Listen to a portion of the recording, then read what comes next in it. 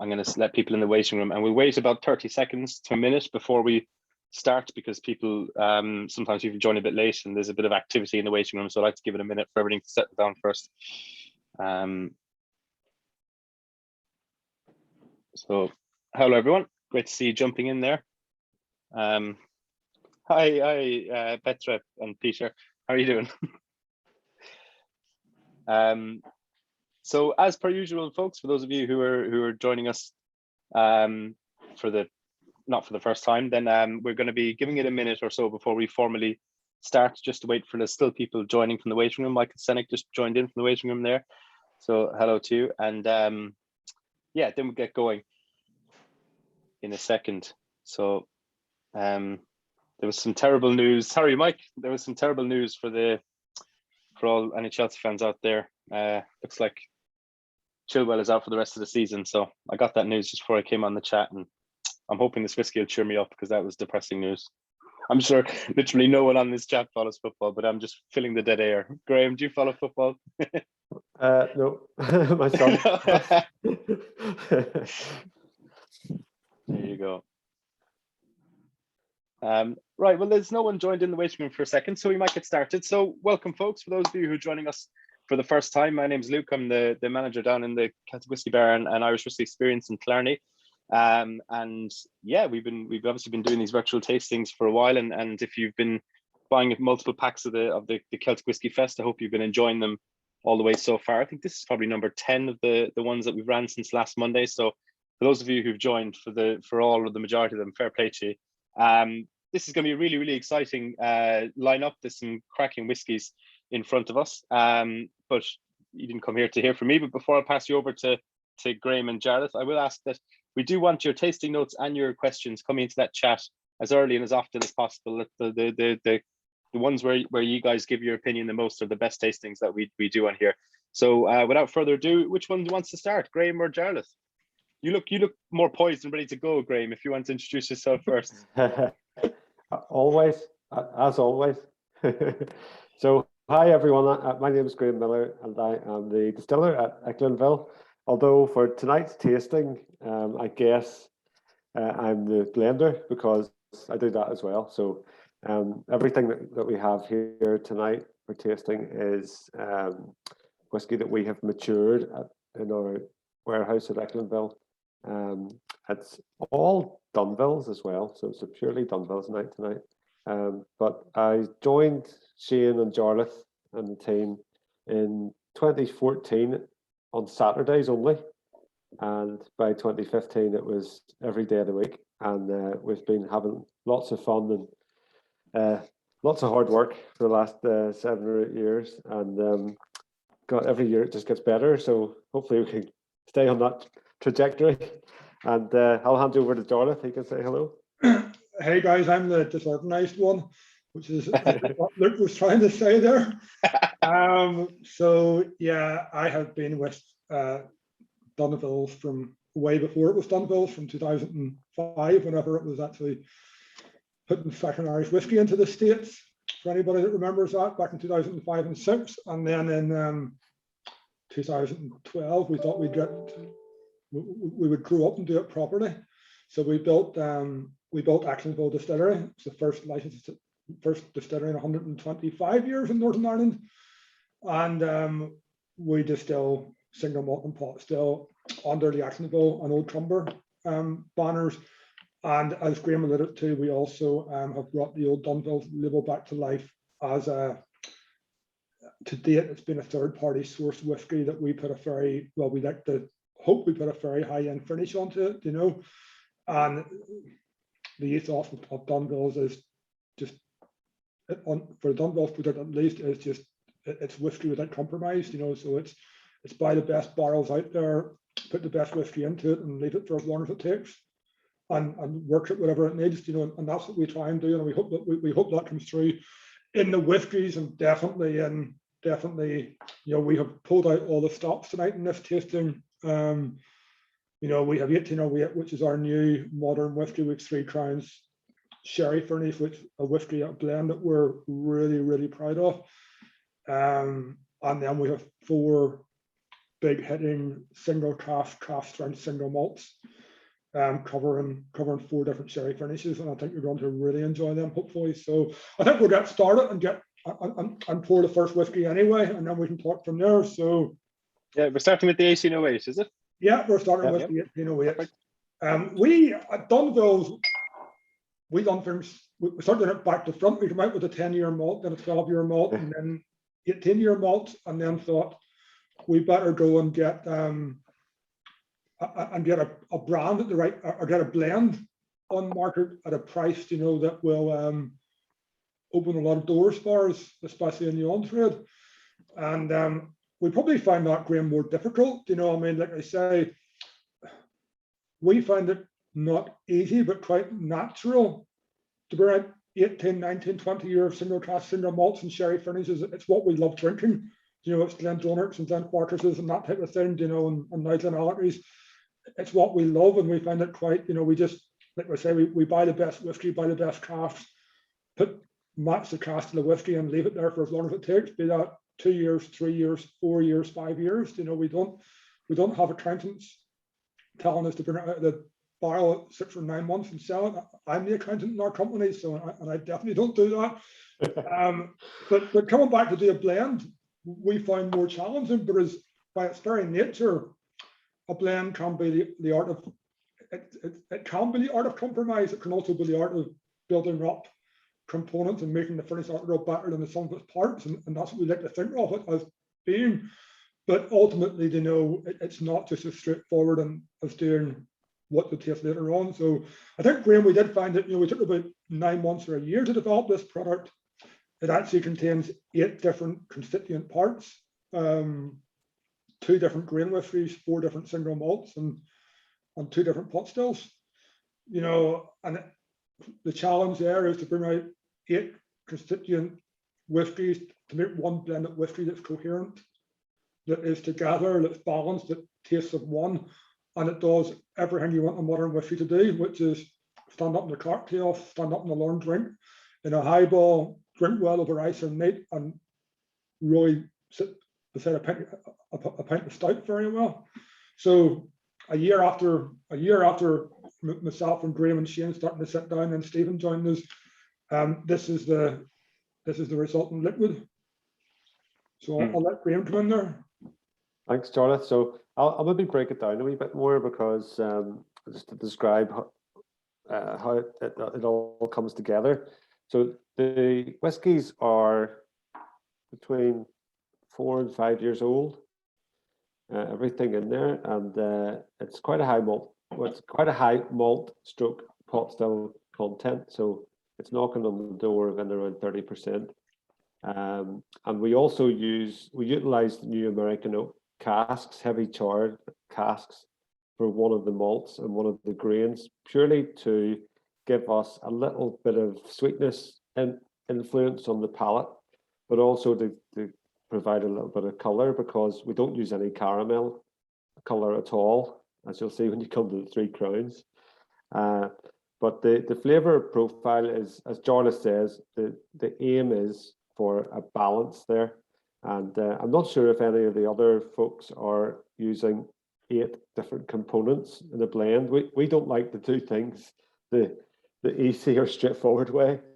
And what we've done there is, you know, it's taken a lot of work, a lot of variation at the outset, and then we funneled into the sort of flavor profile that we're looking for. So hopefully what you're getting there is something of character. There should be a nice sweetness to the nose and to the palate. And I think the peat element, even though it's very, very small in terms of volume, does come through in the flavor profile. And it provides that kind of baseline platform, really, for the other flavors to build upon. And on the peat, the sweetness, that extra layer of sweetness provided by the New American oak barrels, both in grain and malt, really provided a really sweet partner for the peat, you know, because we're believers, you know, that peat's lovely in whiskey, but it has to be, there has to be a sweetness there to carry it, so if it doesn't become astringent, you know. So the peat element we found really worked with it worked a lot better when we brought in that New American oak influence to it. It's quite almost custardy to the nose, like it's. And as you say, you don't really notice the peat until you actually take a sip of it. Yeah, I mean, it's definitely vanilla custard on the nose. You know, I mean, because we're using New American oak in both a malt and grain component, you're going to get those flavors that you're very familiar with in bourbon whiskies. You know, that come from a fresh American barrel. You know, being those vanillins and those caramels. You know, from out of the barrel, just became quite prominent in the whiskey, especially on the nose. Well, we'd love to hear what people are thinking at home. I think it's for. I remember when I first tried this. Just you lose track of time over the course of lockdown. So I'm trying to think when you were down in Clarny for that carry-out tasting. When was that, Jared? That would have been not June, possibly. Yeah, maybe June. Would have been June. Yeah. Oh yeah, it was just before the bar reopened. Early July, yeah. I think I had tried. Yeah, it was a great night. I think I had tried this before that, but that was the first night I proper sat down and had a big quantity of it, and it's really. I was really impressed. Like it holds up against any kind of blend, and at €34, I mean that's the main thing, because a lot of other companies produce some fantastic kind of blended whiskies that are new in the market, but you're jumping up into your 40, 50 euro price point. Yeah, I mean, without, you know, here's where the accountant does come out in me, you know. So without getting too much into it, you know, we were, you know, with the Three Crowns paid it, the 10-year-old PX, the 12-year-old PX, and now the 18-year-olds, we were making the very best whiskey we could make. And then the price was almost secondary to that. You know, we didn't want to compromise on a whiskey that had a price point. The downside of that is that whenever you're trying to do Dunvilles, whenever you're trying to get distribution in mainland UK or distribution in wherever, you know, the first question you're asked is, where's your everyday sipping whiskey? Where's your everyday drinking whiskey that you can buy all day, every day for £30 sterling, 33, 34 euro? And that wasn't in our portfolio. You know, like I said, we got it backwards. We went and got the 18-year-old single malts first, and then we went and got the 1808. You know, so a challenge that was constantly put in front of us was, yeah, guys, I know you're great doing 18 or doing PXs and doing 12-year-old and 18-year-old single malts and single cask releases and PX cask strengths, and that's all wonderful, but we need an all-day, everyday whiskey, and that was a challenge that came back to us whenever we were trying to get international distribution, you know. And was the Three Crowns, when you first released that, was that not aimed at that same kind of idea? Yes and no. I mean, it was never aimed. Three Crowns, I guess, all those years ago when we first developed Three Crowns, and Three Crowns has changed from when it was first developed. You know, where we now mature everything and all the rest of it. We'll get to that in 5 minutes. But Three Crowns, I was drinking Crested 10 at that point, as opposed to drinking Jameson's or Whitebush, or I was drinking, which was always, you know, back when Crested 10 was 10, you know, or was, you know, before they took the 10 off it, you know, and even before that. So it was never aimed at entry level. It was never aimed at. It was always aimed at that premium blend. So Three Crowns was always aimed at that. Three Crowns was always aimed at that higher echelon of the blended whiskies. We probably foolishly didn't think we needed to play in certain territories, and then you quickly find out that's where the game is. You know, for a lot of it, you know, and a lot of the single malts is really just be gravy, and especially in Irish whiskey. You know, we're obviously trying to build Dunvilles as the Glendronach or Macallan or Glenfarclas of Ireland. You know, hence all those different sherry finishes and quite long second maturations with sherry. You know, but you know, we did find a massive demand for the product that 1808 became. Yeah. I'm a big fan of the Glendronach blends, the 30 euro blend that Glendronach do. That's great. We wish, but yeah, no, Glendronach are wonderful. I mean, they are just absolutely wonderful. But hey, you know, I mean, and that's what, you know, we like, Graham and myself like to make whiskey that we like to drink, and I think that comes through. I hope that comes through, whenever you taste the product, the care that was into it, and that just that no compromise attitude, So yeah, but anyway, so that was where it came from, and as I say, myself and Graham, and then Greg and Chris, and then when Stephen came on board, I mean, making the blend that just changes so many times before you finalize on a recipe, and then they'll change it again afterwards after the first batch goes out. Because you're told it's not dark enough, and you have to go back and bring more new American and then rebalance it again. Like all Dunville's whiskey, it's all about balance. It's all about something that myself and Graham are really pedantic about, is getting that balance in the whiskey. So does the ABV match the flavor profile? Does the alcohol does the level of flavor and the level of alcohol balance? Does the whiskey make sense from the nose to the palate to the finish? Does it tell a unified story throughout? There's no point in having a lovely nose and a lovely palate if they're not connected. So you want to get that connection between the nose, the palate, and the finish. Get a balance between the nose, palate, and finish. Get a balance between the different flavors in there. In this point, the different constituents, but also get a balance with the ABV, with the alcohol strength against, the flavors. And like all blends, if you change one thing, you put a lot of agriculture, and then you spend. So for us, the challenge here, as in all our whiskies, even in the single casks, the balance, the challenge is with balance. You're getting it out of the cask at the right time, but everything is in sync and in balance, and especially at cask strength, But that was a challenge we had for the 1808, and one that I think we took our time. Like we always do at Dunville, we take our time to do it right and not rush a product to market, and yeah, it's something that we're, the peat element in there isn't to everybody's liking. It's in and around the 3 to 4%, depending on the batch and how it comes out, but it's in there to do a job. It helps the whiskey punch through certain cocktails. It stands up to the sweetness, and it brings a balance there, and it's not heavily peated. I mean, people who don't drink whiskies will not be offended by it. So in Irish blends, would that peaty component, I'm struggling to think of something in that price point that would have a similar dynamic. Was that part of the thinking as well, that it gives itself a new USP in that range? No, we don't really, Graham, go for, we don't really try and make Dunvilles. We don't really, I guess one of the strengths of Dunvilles, I believe, in the first 3 or 4 years, as we were up on the Arch Peninsula in the northeast of County Down, we were quite isolationist. That's a bad word now after Trump, but we kept ourselves to ourselves very much, because we were building a distillery. We didn't really want to have anybody in until it was finished. So we had something wow to show, so for the first 2 or 3 years, we kept ourselves to ourselves. We didn't leave the Arch Peninsula.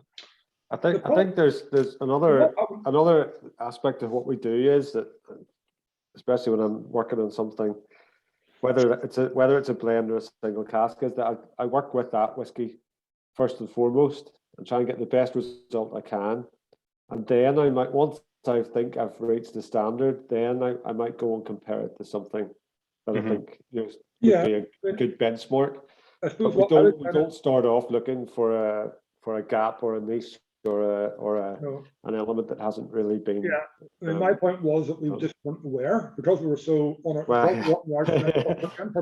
just weren't aware of what else was on the market for so long. We weren't aware of what anybody else was doing, so therefore we didn't have that temptation to change what we were doing to fit in. And I think looking back, that served us very well, because we ploughed our own furrow.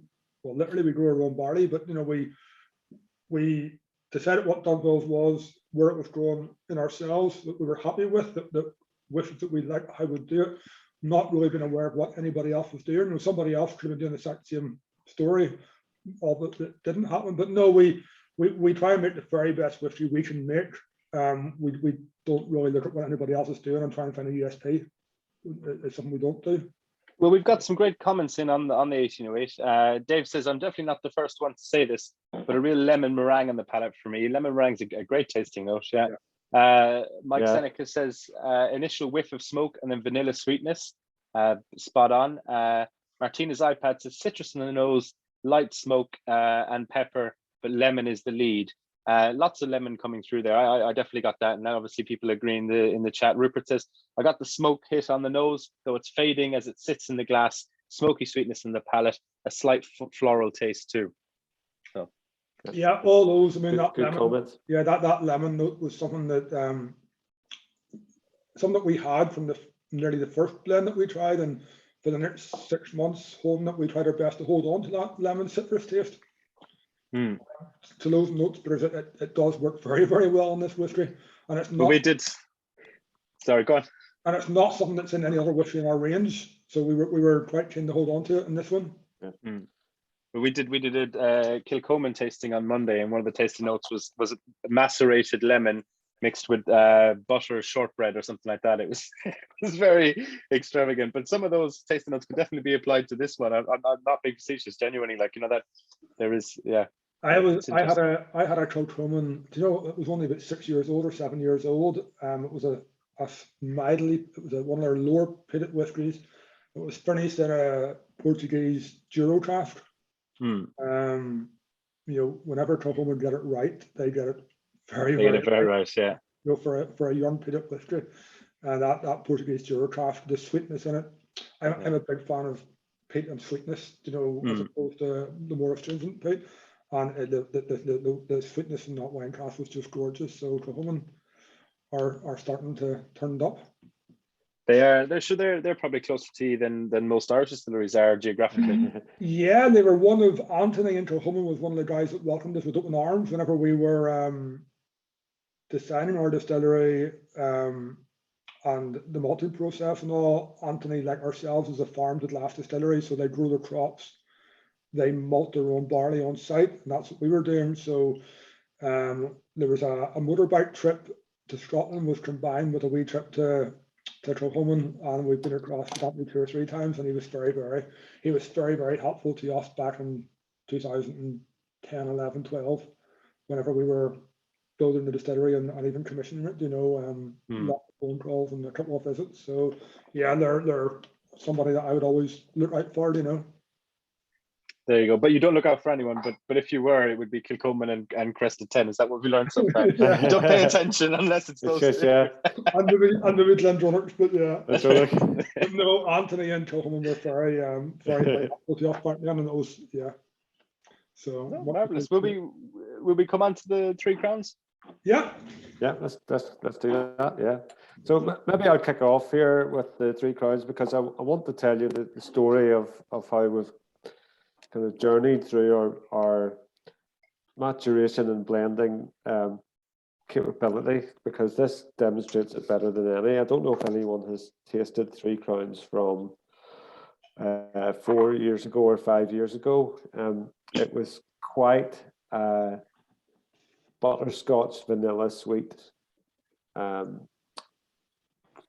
probably grain led blend, and we at that time we had, well, as I said earlier, we were working with the stock that we had, and we wanted to make the best result we could with the stock that we had, and we used quite an old Oloroso finished single malt in the blend. So there was a 14-year-old Oloroso hogshead cask in that blend, but we weren't satisfied with it, and the first bottlings that were done, we wanted to try and move the flavour along a bit. So as we grew in confidence and capability, we actually looked at maybe bringing the sherry influence in a lot more.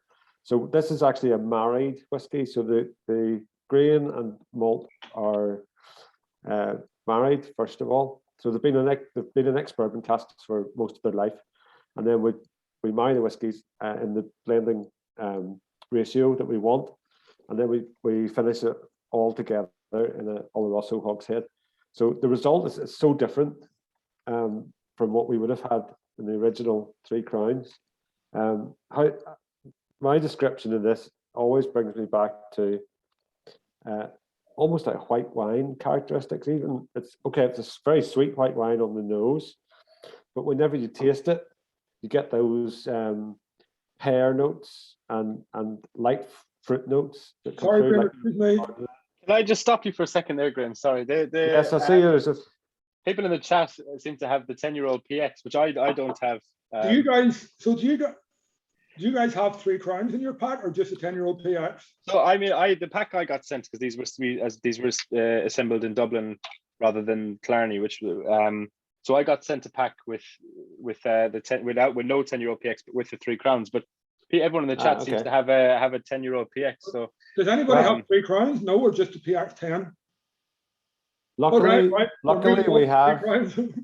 There was some confusion earlier on as to which one went out. So you have the PX 10. Right, we'll move on then. So just do the PX 10. Does everyone? So everyone has a PX 10. There's no one in the chat who doesn't have one. No, like everyone's got thumbs up there. So I'll just pretend I have one here. I'll take 3 crowns and pretend it's PX 10. You've really missed a good whiskey in the 3 crowns. So just go. Yeah, I've got one. It's a blend between 5 and 7 years old, finished and all there is. So it's one that we're really, really proud of, especially since we changed it. So yeah, the 3 crowns sherry finish is very good. But we'll do a 10-year-old. So is this the same 10-year-old, the original PX? Is it, or is it a newer batch of it? Or it's a new batch. This is a new batch. So, but it's based off the original 10-year-old. Yes, we want to get. We obviously, due to the success of the 10-year PX, that whiskey was matured in butts. We had that was really our. Say you should never have a favorite child, but that was our first success, really, our first kind of foray into the leagues of our people who we look up to, in the industry, and we were able to stand beside them. So if you want to make a comparison between this and the 12-year PX that we have in bottles right now, I would class the 12-year PX as a rustic, a little bit more of a smooth and rich sherry influence, whereas the 10-year is a little bit more of a bright, more of a fruity element to it. So I'm going to pour it and let me know what you think. This is actually the first bottles of the 10-year PX that we've put out into the public arena. So yeah, so I think what's happening, so what will be happening with the PX 10 and 12 is we were making PX 10 from 2013 to 14 through to 17 or 18. And this is to do with what stocks we have at Dunville, but as I say, Dunville is a third party. It's we buy a mature spirit and then further mature and craft it. And it really is, sometimes you're at the mercy of what stock you have in your warehouse and what stock you can replace. Irish whiskey in the wholesale market is getting very, very hard to get any of, and it's getting very, very expensive, which is a wee bit scary. So the stock we had for the 12-year-old is starting to run out. We were able to buy a fair bit of 8-year-old single malt, and then we cashed it about just shy of 2 years ago. And it actually turns 10 actually next week, so or last week maybe, not too sure, but in around the end of November. So what you'll find is that the PX12 will start disappearing from the shelves, and the PX10 will come back as the expression that will be on the shelves. So if you do like and enjoy the PX12, I would probably go out and buy a bottle between now and Christmas or now in January, because you're going to start seeing those disappear off shelves to be replaced again for the foreseeable future, at least by the PX10s. And if I'm wrong, correct me if I'm wrong, but I remember when the back when I first started selling a lot of Dunvilles over the bar, it was all 10-year-olds, and at the time, my understanding was it was each time you released it, it was kind of in batches of a couple of thousand bottles. Was that correct? And what's it like now in terms of scale? It'll still, well, I mean, obviously we're selling more bottles, we're in more markets, so it'll be larger batches, but I mean, it'll still be bottled in batches every 4 to 6 weeks, just slot it in whenever needed. And really, that compared to the 12, the 12 is more of a richer syrupier, it's more of a sherry finish, whereas the 10, the first 10 and now this 10 highlights the malt more. So, going from the malt scale to the sherry scale, the 12 certainly sits in the more sherried end of the sherry bomb, whereas this probably sits more highlighting the malt with a sherry influence rather than being a full-on sherry finished whiskey that the 12 definitely is, and the 12 cask strength is in spades, so it really is just dialing down the sherry influence and dialing up that 10-year-old, nice fresh malt influence, and again getting the balance. So this again would write at 46% non-chill filtered. We haven't decided why we'll do a cask strength version of this. We might just keep the remaining 12-year-old for cask strength expressions. I think we might go with this. I do recall back in doing our first whiskey live in, I'm going to guess 2015 or 16. We rocked up, and if anybody's been at Whiskey Live, Dunville has got quite a large stand, the same size as Teeling, and it's in that triangle, where there's Teeling, Dunville's, and Middleton. We rocked up to our first Whiskey Live with one whiskey, with PX10, and with this huge stand.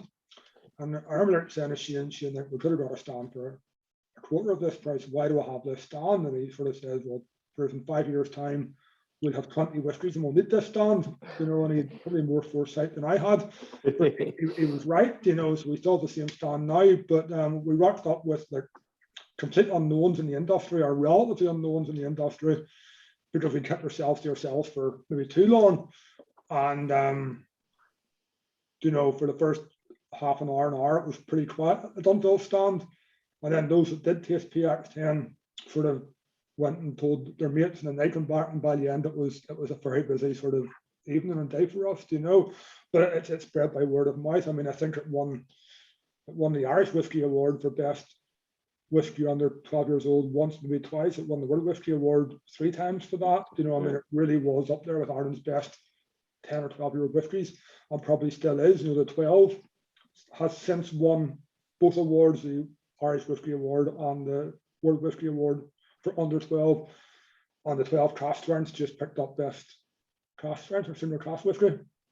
So this incarnation of PX10 is probably following its big boots to follow. It definitely has big boots to follow, and it's something that, because it was our first single malt, the original incarnation, that's got holds a special place for us. Yeah, well, Martina's I've had as a question. They seem to have the 3 crowns. They're in the same pack that I have. They were asking how old again is the 3 crowns? The 3 crowns is a combination of 7 and 5-year-old liquids. Yeah. So for anybody that has the 3 crowns, what we were doing previously, as Graham alluded to, was we were blending 2 different grain ages, I think maybe 5 and 8, with 2 different malt ages, 10 and 15 from memory. Yeah. And the 15-year-old had an Oloroso finish, and we're putting that, and certainly that would give a lovely sherry finish, and it did. But it wasn't. There was no connection between I talked about balance, and you learn. You learn these things, and you get experience, and you learn, and you have to be strong enough in yourself to change as you learn. And what we realized was that we were putting this 15-year-old Oloroso single malt into this blend, and it wasn't really having the desired effect. And we realized that there's a whole thing just wasn't as connected and as one as it should be. So what we done with the 3 crowns was we went back, we just stuck to malts and grains between 5 and 7 or 8 years old. We cured them separately in bourbon, and then married those together, put them into a fresh Oloroso hogshead, and left it there for between a year to 18 months. Is that that's not what they call progressive blending, when you blend and then age the blend, is it? Yeah. Yeah. And what you got was actually a far more coherent product, a far more balanced product, something that actually told just one story out of the bottle, as opposed to trying to tell the story of different components, which we feel in hindsight the first incarnation of 3 crowns done. And I say, for anybody that has got it, I hope they're really enjoying it. Those butterscotch tones and that are still there, but a lovely Oloroso sherry finish. It's just a gorgeous way it's a 2 o'clock in the afternoon, sunny day whiskey. Oh yeah, we forgot to say that 3 Crowns is for breakfast. Yes, we refer to it as a breakfast whiskey, but I'm told that's not very PC, so we refer to it as an afternoon whiskey. But it is that lighter. It is that, you know, it doesn't have the peat element of the 1808, and therefore in some ways is lighter again and more delicate again. But as a standalone whiskey, you know, I wouldn't necessarily recommend it in lawn drinks or cocktails, because I think it's just nearly too good for that. You know, it's just a lovely. It's the 3 Crowns is just a lovely, fresh, everyday sipper. And obviously, the name is a reference to the 3 Crowns of Great Britain and the United Kingdom of Great Britain and Ireland, is it? It's the. I'm not actually sure that it is actually an old Dunville's brand. We'll call it brand. It's an old Dunville's product line. It's actually. I suppose, yeah. I was only thinking of the triple crown in rugby is what made me think of it. Yeah, that might be. No, it's actually not. It's probably it's very similar thing. And obviously, when we took on the old Dunville's branding, we were quite aware that people, we could stand accused of taking on an old brand and then just trying to, you know, skim off it, you know, or we made a promise to ourselves that we would try and put Dunville back at the top table of world whiskies. Was our phrase that we used back in 2012, that we would put Dunville back at the top table of world whiskies. We thought that would be a 25-year project, and in fairness, it probably is, you know, and that meant not compromising. But we were very aware, you know, that if we're not taking on the old brand, we had to pay homage to its history. We couldn't change it too much. So the first release was which was the PX10. This label is almost a direct copy of the original Dunville's VR label. The second label, the 3 Crowns, again, is probably 80% of the old label, but this time we give it a more modern twist. So we made the crowns out of our stills. We cleaned it up, made it a bit less busy. But that's a fact, the 3 Crowns relate to the 3 different monarchs that were ruling in England between Dunville's been formed and Dunville's bringing this whiskey out. As with a lot of brands back in the 1800s, there were, and obviously the Irish whiskey market was the British Empire, you know, and there's no getting away from that, you know. So yeah, that's what it relates to. So and we believed, you know, that if you're going to pay homage to an old brand at Dunville's, you have to do it properly, you know. Well, this is what I always say when people come into the bar, particularly Americans, and they say, "Oh, you know, Bushmills is a Protestant whiskey and Jameson's a Catholic whiskey," and I say, "No, they're all Protestant whiskeys." you know, none of them. Dave Mulligan, who runs Bar 61 in Dublin and owns Bon Pot Chain, and obviously tries to talk Potchin up all the time, as the Irish spirit will always tell you over a few drinks that Irish whiskey was a British industry in Ireland. Whenever Dave's trying to get you off whiskey and on the Potchin, you know, in a way he probably wasn't too far away at that time, because, you know, it was Protestant ascendancy families who owned distilleries, and the market was the British Empire. So, and Dunville was one of many that got, you know, we're trying to build an all-inclusive society in Northern Ireland, and there has to be space for everything. 100%, no, 100%. There's no place for narrow-minded nationalism. Yeah. So, yeah, I agree. Dave in the chat said lovely hints of blackcurrants in the 10-year-old. I remember when I obviously don't have a sample of the 10 in front of me, but I remember when I first started working at Celtic and about 2016, and I was into my whiskey, but Yellow Spot and Redbreast were exotic. Like, you know, you didn't get too much interesting stuff on shelves of your regular bars. I remember the first time I tasted the PX, and it was like this grassy bubblegum note off it, and I was thinking, I've never tried anything like this in my life. It was really revelatory for a 25-year-old bartender, as I was at the time. So I must say, it's for that reason, it's always got a special place in my heart. Rupert also said the 10-year-olds, light malt initial on the nose, fading to a more floral scent, only citrus hint on the palate, initial hit of ABV, fairly fast finished. So he's, you know, fairly fast in the finish. He's holding no punches held there. No, I mean, oh, he means, do you mean you finished it fast, Rupert, or do you mean that it was the finish doesn't linger? Both, he says. So. Yeah, no, we'll take that. No, I mean, yeah, it's a lighter whiskey than the 12 for sure. You know, I know that back when the first PX10, apart from maybe Ali with a couple of the Celtic crafts and Celtic whiskey shop, had used PX before, but there was no mainstream distilleries using PX. I think Dunville's PX was probably the only mainstream PX release in Irish whiskey for a good 3 to 4 years. Now it seems that PX is, and it is everywhere, you know, from Redbreast to Limavady to, you know, everybody's using PX now. It's become one of the mainstays of Irish whiskey over the last year or two. It'll be interesting to see if Padre Hurtado does the same thing in 3 or 4 years.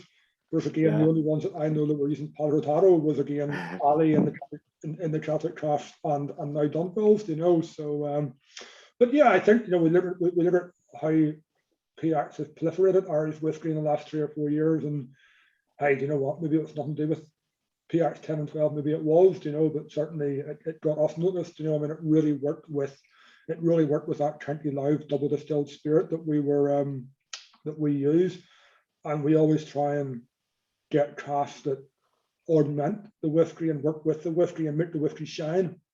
You know, rather than trample all over it and remove the whiskey characteristics. You know, it's something we always try and do. Well, it's similar to the to port. I remember for a long time in Palace Bar, the 12-year-old port. There's very few port cask whiskies out there. Now they're literally every brand has a port finished one, like, you know. Yeah, I remember, including Redbreast. Yeah, certainly. Tyrconnell were doing it, and it was actually quite hard to sell probably at the time. The Tyrconnell cross finished, you know. Yeah. And now it's now I don't know what, it's great to see. It's great to see the diversity in Irish whiskey now compared to 10 years ago, certainly 15 years ago. Do you know? I mean, yeah, it is. And hey, do you know what? And it's only the start, because in 15 years' time we're going to have 30 distilleries with 12-year-old liquids, and that's going to be the real diversity in Irish whiskey. Yeah, no, 100%. Yeah, what we're seeing now is on the tip of the iceberg, you know.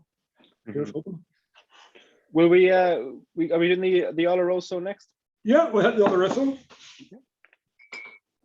So this is labelled in the packs 19-year-old Oloroso, but you were telling me, Jared, it's actually an 18-year-old. It actually turns 19 next week, but we bottled it this week.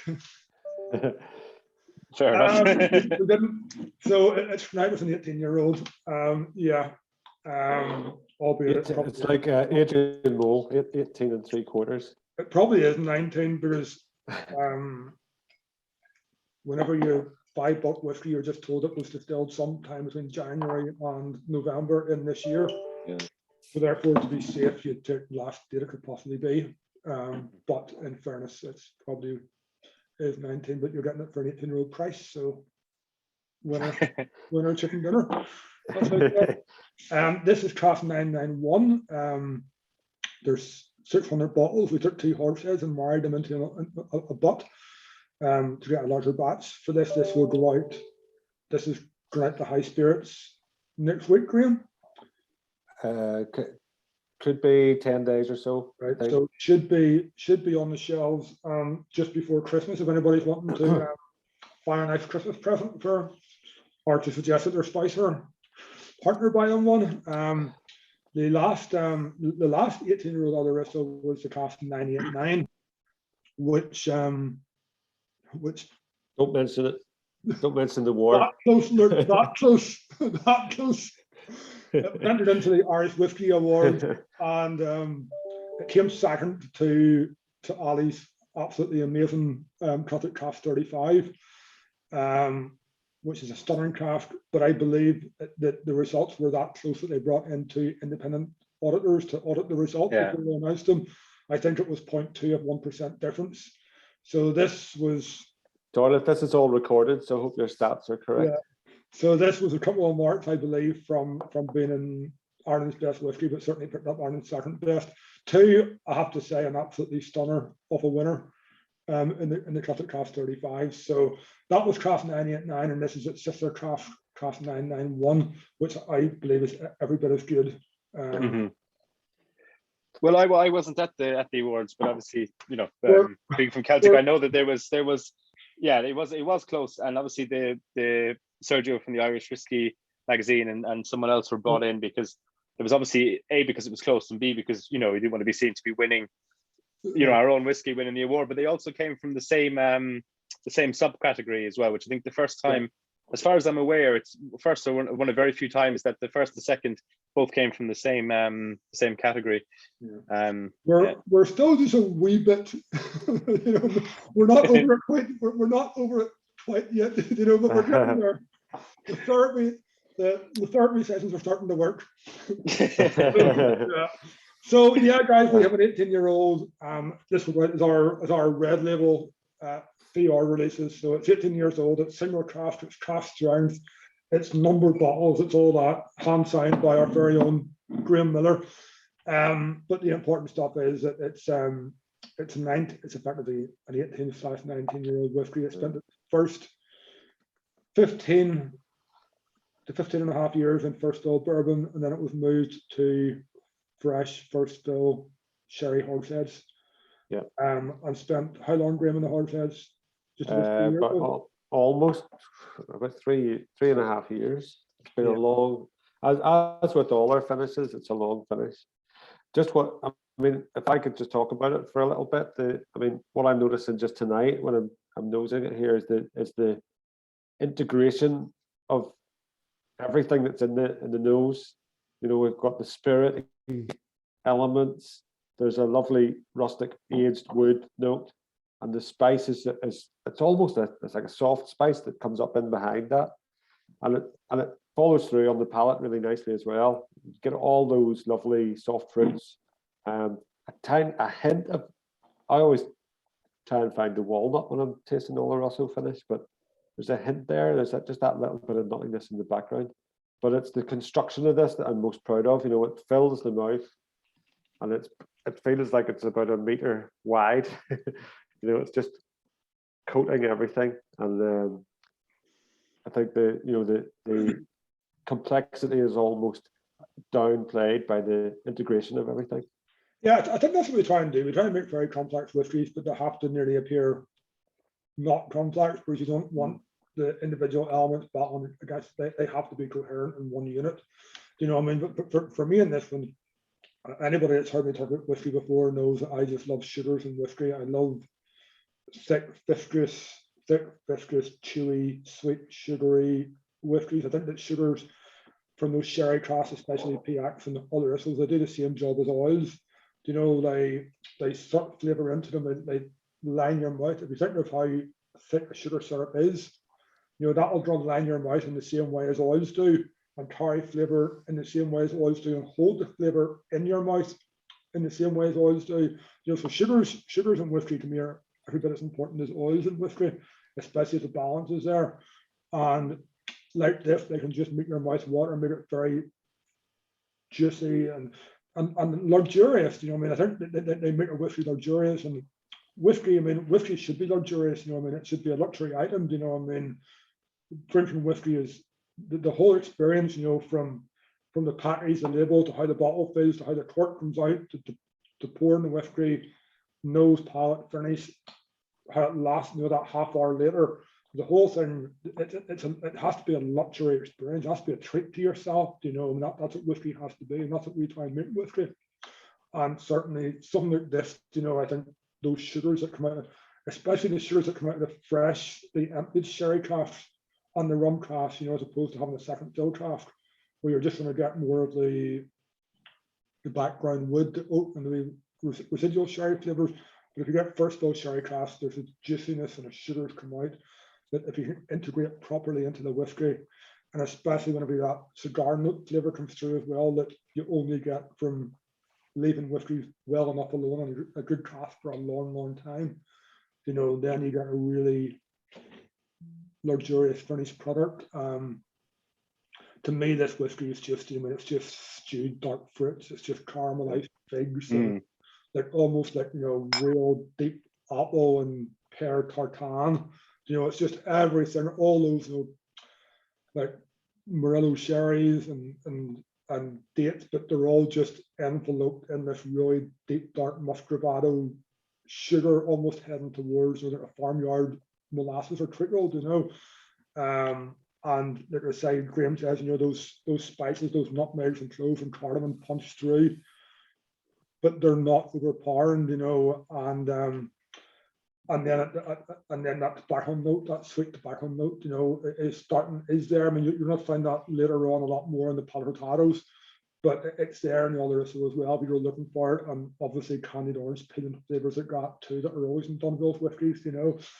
And again, it's just the balance of it. It's just how well it works as a coherent unit, you know, and how it tells the same story through nose, palate, finish, and half an hour later, you know. And it's a whiskey that you pour, leave in the glass for 20 minutes, and then go back to and just spend an hour over it, and just enjoy how it changes in your palate and in that time, you know. Mm-hmm. And that's what it is to me. No, it's a gorgeous whiskey. I love how kind of cloying and almost tannic it is around the front of the gum, like, you know, in a really good way, like, yeah, like a tarry cup of tea, which is how I like my tea, like. And that cloying, that syrupiness and that cloying, it helps to carry the spice, and it helps to bring the spice in, but also keep the spice at a level that Graham says, you know, the spice is there, but it never punches through too much. It's just it's there teasing you, you know. And then actually, I think in the finish, it probably finally reveals itself in the finish, you know, just at the right time.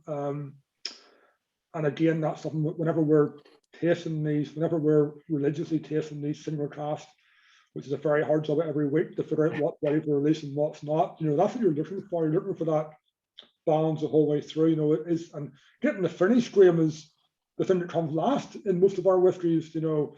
Yeah, it can be the thing that you have to be patient for, because there's a time when it appears. Mm-hmm. And then, you know, and then getting it out of the cask and into a bottle, you know. So yeah, how's anybody finding that one? Well, Dave in the chat says velvet deliciousness, tangerine on the lingering finish for me. I'm after adding a drop of water, which I definitely recommend doing, because it definitely opens it up and changes it anyway. If not moves it on. But it's almost got a much more of a candied, like stewed fruit note on the nose that I wasn't getting until after I added the kind of the water. But that's just for me anyway. A word that we use in the distillery to describe these whiskeys is voluptuousness. Voluptuous. We tend not to use those in Latin tasters, but that, you know, it's big, and it's all those things, you know. So yeah. Whoever gets that word in between Jonathan and I gets a fiver. I got there first. Well, Rupert also said earlier that it was a lovely color, which it certainly is. It's a real deep color. When you think that the Oloroso sherry cask are not charred, they're toasted at best. They're toasted. You know, so that color is a testament to the age and the time that it's spent in wood. You know, it's certainly not coming from a new wood cask at any stage. It is something that we believe that your 18-year-old should be darker than your 5-year-old. Yeah. That's a good rule of thumb. Rupert, sorry. If not, we question it. We question one or other, if not both. Rupert in the chat says nuttiness in those for me, warm leather mouthfeel, lovely long peppery finish. Mike Senek says get the sly nuttiness on the finish, which is something that I've been told before, but in a different context. Nuttiness in the mental sense, not a worse, not a more grotesque joke than that is what I wasn't going to. I don't know where you were going with that, Luke. Yeah, you know, like the nutting professor, not anything more less PG than that. Price? I'm not sure. Price, actually. Price to be announced. Yeah. We'll ask our high spirits rep in 10 days when they have it, and we'll find out a price. Because obviously to be confirmed. Will we be coming on to the Madeira next? Yeah. Sure. So this is actually a Celtic whiskey shop bottling. So this is cask number 16 36. Yeah, I have a price for this one. Yeah, yeah. Do you want to say it? I think it's 299, if I'm not mistaken. I might double check that actually. It's a single cask. Yeah. I don't think we have another Madeira cask. But certainly not at this age in the distillery, so it's very special. No, it's the only Madeira cask from the double distilled start. We have, I think, Yeah. 2 more casks of triple distilled in Madeira, but so this is the 19-year-old, the Celtic Whisky Shop exclusive. Well, I have to talk about this nose straight away, because that's what I like best about these tastings, is that we actually go across a kind of broad range of whiskies, because usually in my job I'm tasting maybe 10 casks, but they're all the same. They're all from the same family, and it's only on nights like tonight whenever I get to really appreciate the differences as we go through. And the big thing that jumps out for me on the nose here is it's got red apples, like a red apple toffee apple. Mm. It's just got that big fruit, but it's also like the sweetness, the toffee sweetness on the nose as well. And then you pick up the kind of more subtle peachy kind of elements there. I'm going to have a wee taste.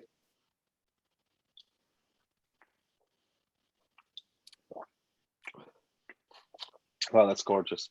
Oh, the dry spice, wow, it just hits you straight away, doesn't it? If you just let that kind of linger in the mouth, there's an astringency there that makes your mouth just water, doesn't it? Mm-hmm. One of the tasting notes that we're writing tasting notes, somebody who will remain nameless suggested Cara oranges. Carrot oranges. Cara oranges. Oh, right. Cara oranges is a quite exotic type of orange. They actually have almost like a strawberry flavor to them, but it led to no end of discussion, because we were pulling out such a Cara orange. But, I recall when I tasted this whiskey, I was just getting 17 different desserts, all in one glass. Pomegranate now. Yeah, and it was just you had like Sicilian lemons, you had Cara orange, which is almost like an orange with a strawberry, almost it's a red orange. But when I read some of these tasting notes, I think, Jesus, how the other half live, huh? Yeah. I have the tasting notes in front of me here from the Celtic Whisky Shop. I'm not sure if they were done by you guys or done by Al. But on the nose, it's described as full and complex, yet light and floral. Initial notes of orange, syrup develop into ripe orange peel, butter toffee, and the toffee sweet toffee popcorn. So toffee used about 6 times there. Lightly toasted walnuts, a hint of candied lemon zest.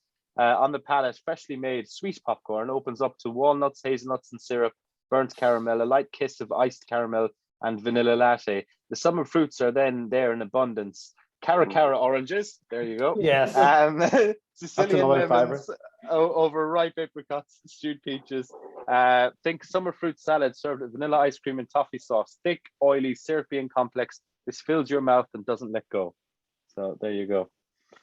Yeah, I mean, I think what you'll find with the P-axis and the Olorosos, and Padotados, you're more into those darker stone fruits. You're more into the figs and raisins and dates and all those things, Whereas with the Madeira, it very much takes you into those lighter fruits, the apricot, the peaches, a wee bit of lemon in there for sure, almost like even strawberry meringue, all those flavors. Those are flavor profiles that we don't have in really a lot of other Dunville whiskies, which are the more darker stone fruit sherry flavors. So we sort of wish we had a lot more Madeira casks in the warehouse now.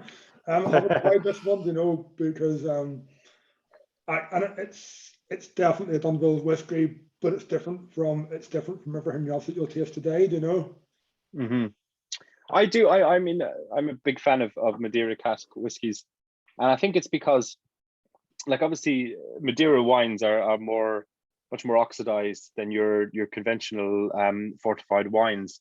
And it's one of the things I really like about them. And it's also, I think, one of the things that really comes through when you get a good Madeira cask in a whiskey. Like, you know, it's that adds that extra dimension that you don't get from a sherry or a port or even some other you know, Marsala casks that you might get. Like, you know, it is a different layer. Maybe I'm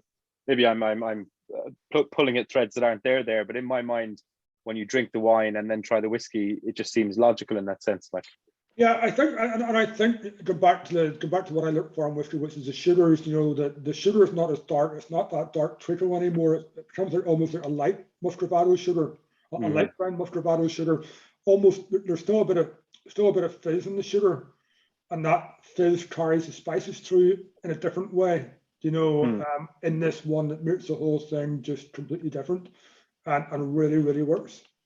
because I know it varies from bodega to bodega, so it depends. I don't know the provenance of these casks, but I know a lot of them air mature the casks, like out in the open, out to the elements, because they're, you know, they're trying to recreate, or so the story goes, they're trying to recreate that the first discovery of, or the first evolution of these wines was when they realized how much they changed on transatlantic voyage, like, you know. And they're trying to recreate that in a way that port and sherry is much more with the Solero cask system, in a more sealed environment, that they're not trying to expose it to the elements as much. And that's got to have a bearing on the wood when you then put something else in there, like, you know. No, for sure. I mean, it is. I mean, it's definitely it's all those lighter desserts, you know, that are coming through for me. But again, the mouthfeel, you know, I mean, we didn't talk about mouthfeel in the last one, but again, what we did was that you know, that the way the whiskey interacts, you know, is again, it's just a luxurious whiskey. And yeah, at 300 euros, it's a bargain. Well, considering it's limited to just 298 bottles. Martina's iPad says, great nose, reminds me of fall and candied apples. I'd be worried if a whiskey reminded me of a fall, but there you go. Sorry, bad joke. Dave says, after those tasting notes, my brain is all about American movie theater popcorn now on each sip. Amazing the way flavors and memories combine. It is, and memories of tasting notes are so suggestive, you know, that you say something and you're like, there you go. Oh yeah, I mean, I think the best tasting notes to take you back to a childhood memory, or take you back to a memory in the past, you know, be it your dad's pipe tobacco or canteen popcorn in a cinema or whatever, you know. But the best tasting, the best whiskeys and best tasting notes do that, you know, definitely. Yeah, I was never. I'm one of five, so when we went to the cinema as kids, we never got popcorn because, you know, that made cinema going far too expensive. So, you know, we snuck. You know, my mother had a big trench coat filled with sweets that she snuck in. How do we all find that one compared to maybe the previous? Well, Rupert says amazing long warming finish. So he was critical of the finish on the 10-year-old PX. So he's obviously coming around. He's nodding away there. Yeah, we need that extra 8 years.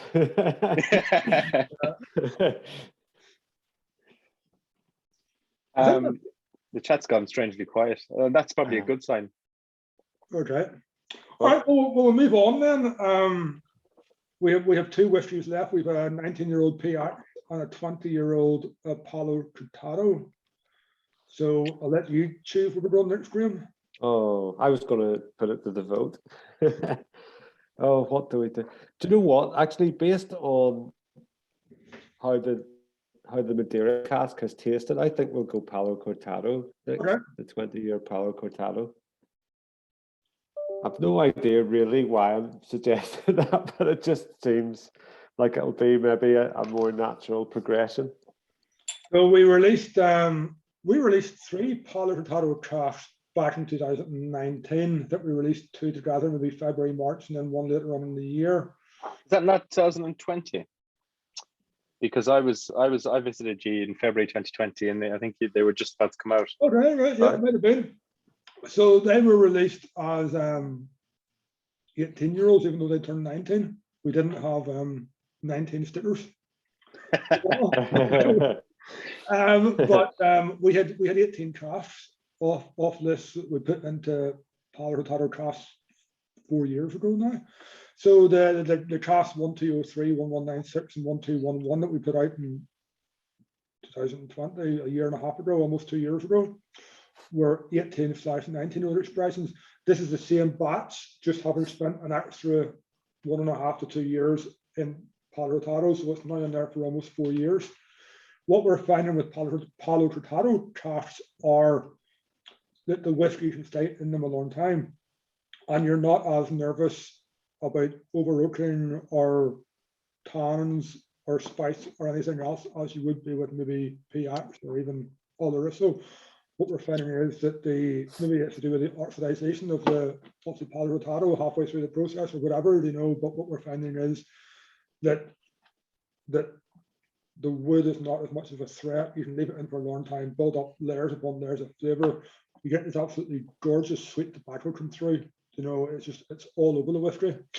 And with 15 casks, we'll put out another 2 or 3 casks at 20-year-old.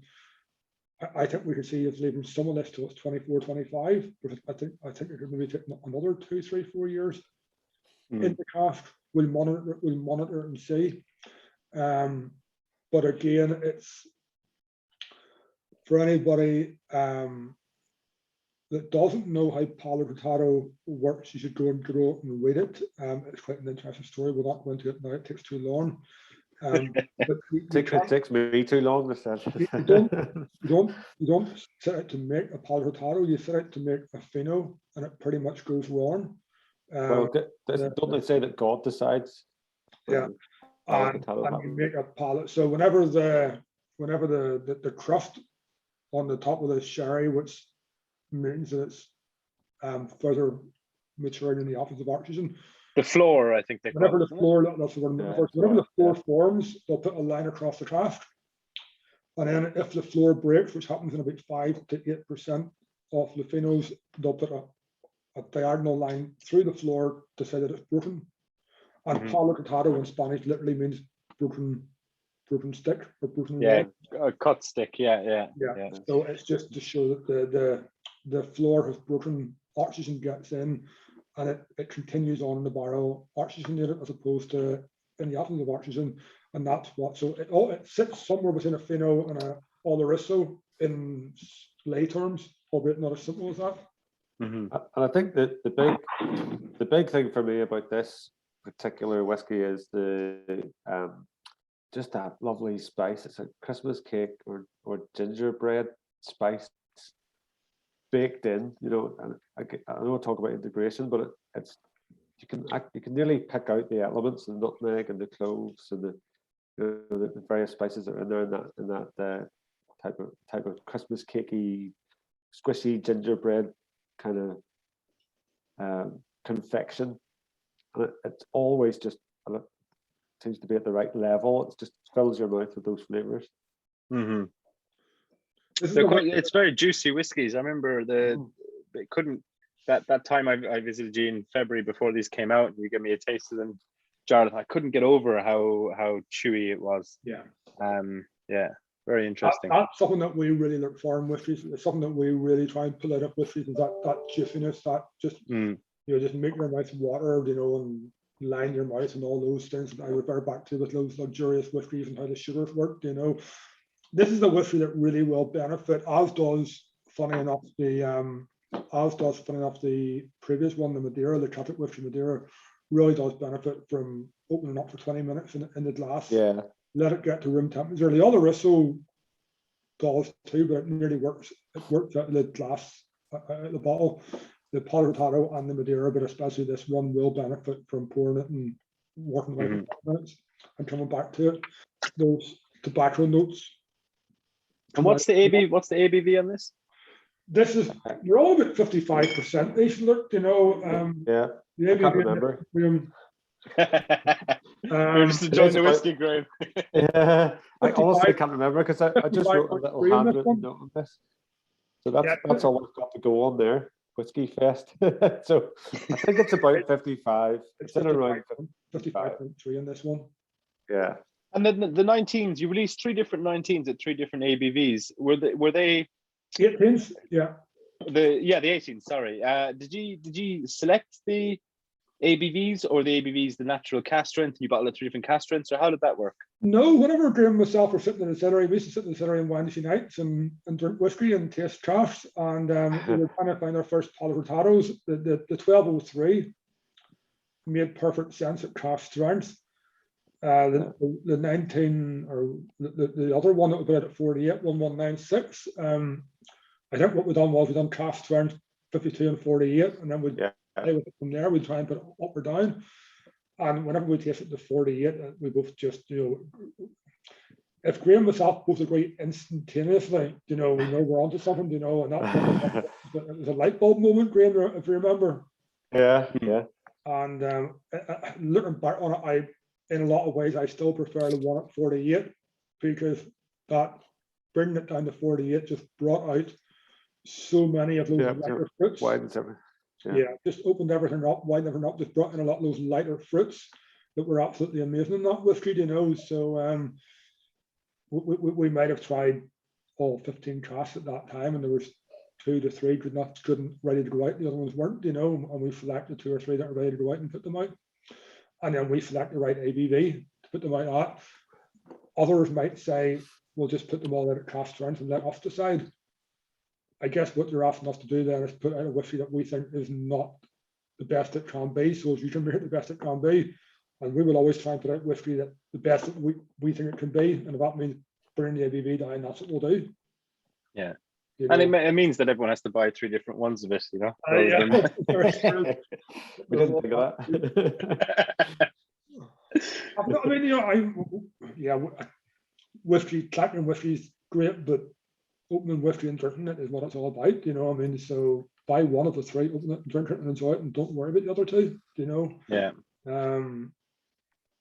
No, you're dead right. I remember the last time we had yourself and Stephen on Jareth. I think you were on the last virtual tasting we did, Graham. Were you? Apologies if you were. I don't mean to offend you, but I remember Jareth, you said afterwards, you were like, okay, we'll stop the recording and we'll keep chatting away, and we were bantering back and forth. And I was so inspired afterwards. I had the first release cask strength bottle of the 12 downstairs, and I went and I cracked it open. I finished it all. I didn't finish it that night, but I finished it since. And it was that kind of thing where I really wanted to drink it, but you're kind of conscious of, it's a first release cask strength, But if you drink it, and then I look at the whiskey auctions in a couple of months' time, and it's worth €700, and but I was like, "Feck, I'm going to go for it," and drank it. That's good. It's something that I've talked to Anthony about this quite a lot. Anthony talks to me about it quite a lot. Where there's Anthony's a massive fan of Dunville too, and he's sort of, I don't understand why Dunville doesn't do better in secondary markets. It should be fetching, especially those PX12s, and that should be fetching more. I'm delighted they don't. Because you can go on to Anthony's Irish whiskey auctions, you can buy a PX12 cask strength or one of those. We'll have to bleep out the Irish whiskey auctions. I'm joking. Ali doesn't bum me as much as Anthony. Other Irish channels are available. But no, the Dunvilles tend to level out at auctions at not much more than retail. And it's something that I'm really pleased with, because it encourages people to actually not to buy them to sell, or not to buy them to collect, but just to buy them to drink. That's why you make whiskey. If us or Billy Lighton or anybody was making whiskey to put in shelves, you wouldn't spend half the damn time making it as good as you can. The reason you make it as good as you can is because it's meant to be opened and drunk and shared with friends.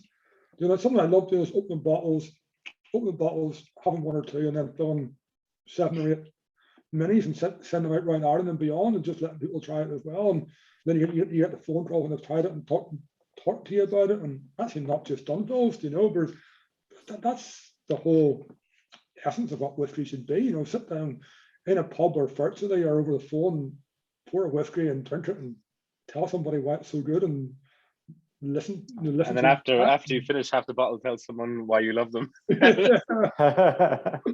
Well, then the next morning, phone to clarify what you did say. I'm sorry, I'm just ringing you because I've drank a bottle of Dunvilles. But yeah, you'll find that I'm personally I'm quite pleased the Dunvilles aren't going mad at auctions, because I want people to, the best brand advocates are your consumers that open it, drink it, love it, and go out and tell somebody. Yeah. And if they're not being opened, you're not getting that brand advocacy. You never go out and tell somebody how a bottle looks from the shelf. Oh, that bottle of Dunville looks great on my shelf. You don't do that. You open it and drink it and tell them how good it is. So yeah. Yeah, but the whole industry at the moment creates an anxiety, in the sense that I remember when we were going back to the Dunville's 10, when that was your first main release. Like, I never had a trepidation of drinking or selling that, because you just thought that was their brand, to sell it away, Whereas now there's definitely, especially with the shortage of mature stock that we have in the industry at the moment, there isn't, I think as much of it is not just about people's having what's the name of the dragon in The Hobbit or whatever, Shylog, whatever it's called, where you're like, you're greedy, it's not just that, it's the fact that there's an anxiety that there's a finite amount of this right now. And as much as I want to drink it, you also are nervous about, enjoying it so much and then that being poof, that's it, Well, we have another 15 casks of Pollard potatoes, so if you like this, open it, drink it. There's more coming. Good answer. Don't be anxious about that one. There's more where this came from. So, is it Sheila? What's the name of the dragon in The Hobbit? I don't know. The Rupert in the chat says sweet nose, lovely dark fruits, long lingering finish, easy sip in the strength, easy sip at the strength. Dave says demand for Belfast Whiskey Week 1 year seemed to be off the charts. A definite FOMO, which I believe the kids call fear of missing out. But yeah, well, I'm not. Smaug, yeah. Smaug. Shiloh was the spider that attacked. Sheila, but yeah, there you go. Well, besides all the Pollard potato casks we have a good few casks of other stuff as well. So yeah, I think we're okay. We'll just keep everything in moderation for the next 7 or 8 years. Yeah, best of luck with that. But well, actually, before we come on to the 19-year-old PX, Old Cumber was a release that came out earlier. Speaking of whiskey stocks and moderation and everything, can you tell us a bit about that and when we might expect some more? That's your baby, Graham. Yeah, thanks. Well, Old Cumber is obviously a brand which has a lot of fond memories attached to it for lots of people, and we wanted to do it justice. Now, it's very limited.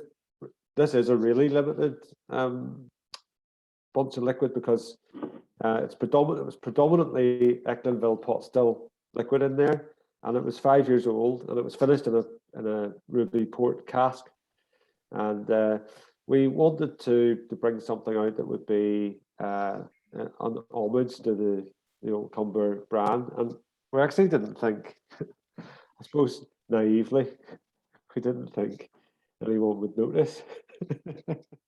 But it's been very popular. So, I mean, to be honest, I think we still have work to do. It's supposed to be a picture in time of where the liquid is at. I think there's a couple more years left in it until I'm really, really satisfied that we have a flavour profile that's exactly the way we want it to be. But we've had lots of favourable comments about the liquid. I certainly worked very hard to get the flavour profile as best I could get it in terms of the character and the balance. And we are going to bottle some more. I'm working on it at the minute, actually. But when I say, it's a handful of casks that I've got to work with. So I have to be really careful that I get it right. But yeah, and we do have some Old Cumber new make in casks now, maybe a year or so. Which follows the old 1930s mash bill as well, with the oats and wheat in there, which is lovely. It's lovely new make. We talked about lemon earlier with 1808. The new make from the Old Cumber mash bill is like a lemon puff pastry, really, straight off the still. So we're quite excited about how that's going to turn out, and that's we want to try and use the sherry and port casks that the Cumber distillery would have used in its heyday as well. So some quite, I think, some exciting. And when you say predominantly Ecklinville, is that the first whiskey release that has that much of your own stuff in it, or? Yeah.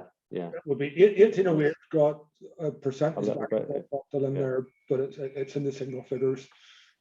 Whereas the percentage of Ecklinville plots, Old Cumber was famed as being a very viscous, double distilled, county down pot still whiskey. You know, you grew up with stories that you stand a pen up in the whiskey and it wouldn't fall down. It was that thick and viscous, you know, and double distilled and whatever else, you know. And it's 14 miles from our distillery, Cumber. You know, it seemed natural that if anybody was doing Cumber, it should be Ecklinville. So whenever the brand was offered to us, we jumped at the opportunity. What then had to happen is we had to get a product into market so once you buy a brand or build a brand or whatever, you have to then get product into market to secure your brand. So we had to put in the same way that you might remember the very first Dunvilles. The very first Dunvilles was a very, very cheap label. It was a Fashion Irish whiskey plus 2% malt. We put out about 100 or 200 bottles to secure the brand. We then spent about 9 months waiting for PX10 to be ready. And then we literally drove around and bought all those cheap blend bottles back. It had done it. Most of them. Now those bottles are selling for £300 each, but there's so little of them out there, which is complete madness. But anyway, so we had to put an Old Cumber on the shelf, and we couldn't. We could have put a third-party source pot still in there, but to be true to the brand, it had to be predominantly double distilled, county down pot still, and therefore had to be predominantly our pot still. And that's what it was. Like Graham says, it's a 5-year-old. We're aiming for a 7-year-old. We hope to have a 7-year-old core release. It's 2 years away. But to secure a brand, to give a snapshot in time, and to mark us getting the brand, we put out 400 bottles, followed by a further 400 bottles. You'll see very small batches go out, but we're building up to it being a 7. We're very exciting times. And when might we expect a 100% Ecklinville release? Oh, it's not. It's closer than it was yesterday. Good answer. Last year we thought it would be 2021, and this year we think it's 2022. Yeah, that's it. Again, when it tastes the way we want it to, it will be. We won't have to wait too long. Right when it's ready. We're working on half a dozen different projects with it, different cash for it. Right when it's ready. We'll not put it out beforehand. It could be late next year. I'd imagine it'll be next year, but you know, we are seriously busy with Dunvilles and with everything else, you know, and you don't always have the amount of time to dedicate to that project that we, you know, to bring it on to the final stages. But yeah, we're getting there. No, excellent. So we come on to the PX cast to finish it. So this is the warehouse. So this is the warehouse sample. This will probably see light of day sometime in 2022. Not too sure in what format yet. Whether it'll be a craft strength, it'll probably go out, I guess, high 40s, maybe 48-ish. It might go out at it. Works quite well at. It might be a core. It might be a new core release. It might not. We haven't decided yet. I guess it will be certainly a limited core release. You know. So, but for the time being, this is a warehouse sample. I think this is a cast strength also, Graham, I assume. It is cast strength, yeah. 54 point something. I should have written it down. 54.3. 56.3. 56.3. Yeah. Very good. Whoa. I must have written it on your bottle. Yeah.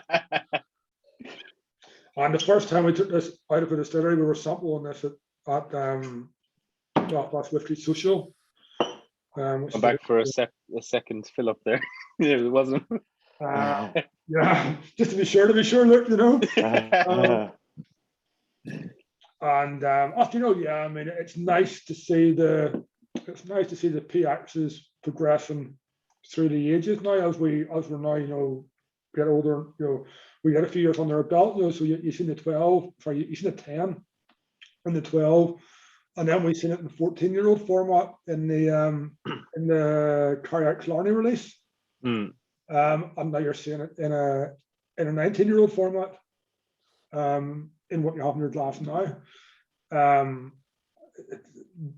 There's the same base flavor profile through the 10, the 12, the 14, and 19. But as the malt gets older, the balance between malt and sherry notes, the malt flavors itself change, and the balance between malt and the sherry obviously change. I'm not too sure. This is about 2.5 years in PX, Graham, is it? Yeah, it is about 2.5. And I get the comment I would make about this is it strikes me that it's becoming more and more like the sherry as it ages. Yeah. It's gone from a sherry influenced whiskey to just this lovely sugary big flavor that's just there, and it's actually akin to taking a mouthful of the sherry itself.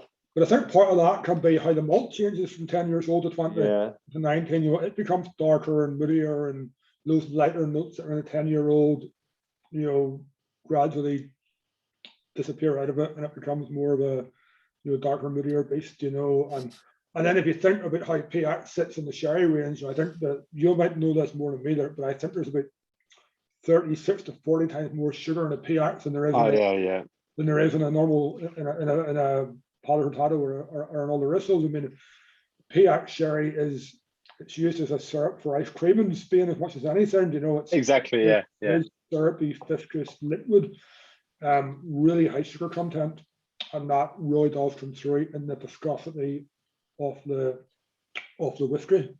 Well, you get some very well aged, and there are PXs that are less sweet.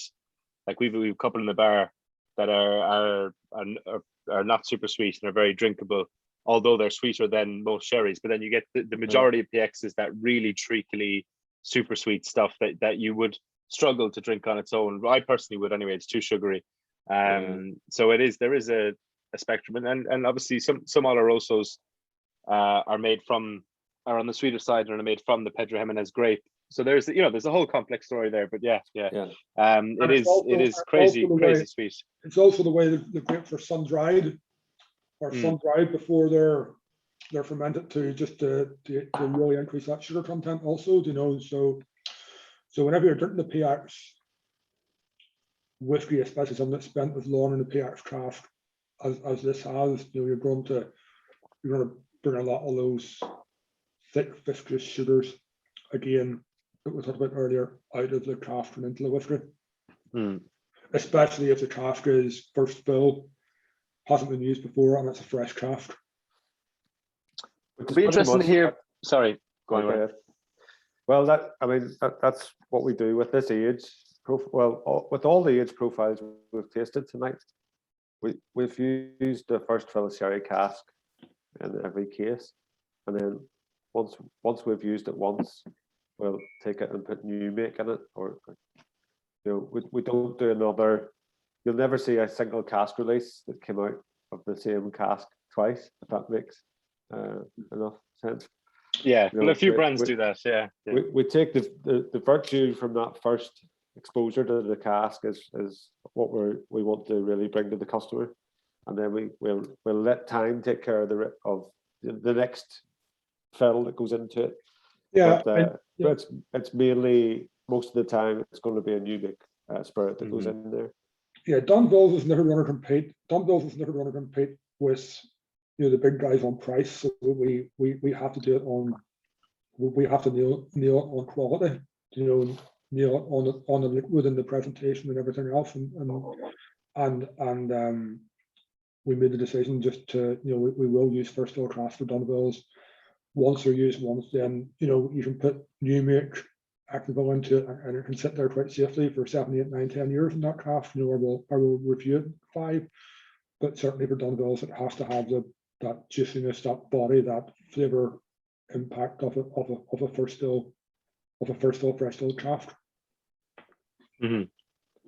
Yeah, no, it's an excellent whiskey, and I'd love to hear what I was going to say before I rudely interrupted, or when I was rudely interrupting Graham, was I was going to hear wanted to hear what people had to say at home. Just lads, 6 whiskeys would make hosting these things very difficult.